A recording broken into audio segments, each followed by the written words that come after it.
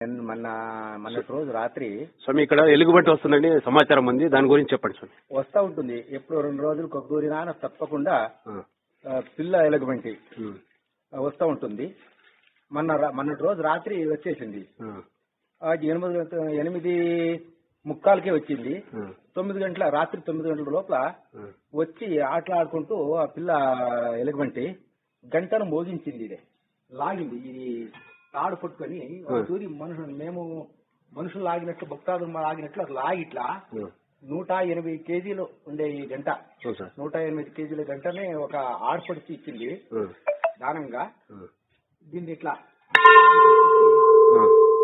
ఆ సౌండ్కి వెళ్ళిపోయింది. ఇక్కడ అది మన మనుషులు కొట్టినట్టు భక్తాదులు కొట్టినట్టు గంట మోగినట్లు నాకు విచిత్రంగా ఉంది. ఎలుగుబంటి ఇక్కడ వస్తుంది కదా, ప్రజలకి ఏమి ఇబ్బంది చేయలేదు ఇంతవరకు? ఎవరికి ఏమో ఇబ్బంది చేయలేదో. ఆ రాత్రి పూట ఎవరు రారు కదా. ఎలుగుబంటి ఎప్పుడు వస్తుంది అదంతా మా కనుక ఇంట్లోనే మాకి లైవ్ లో కెమెరాలో తెలిసిపోతుంది. వచ్చినప్పుడు అంతా నేను ఓపెన్ చేసి చూసుకుంటూ ఉంటాను. తప్పకుండా ఎవరైనా ఒక పిల్ల వస్తే కూడా, ఇంటి పిల్ల వస్తే కూడా తెలిసిపోతుంది.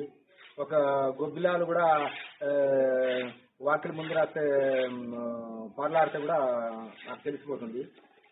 చిన్న ఒక ఒక పక్షి వస్తే కూడా అక్కడ తెలుస్తుంది మాకు.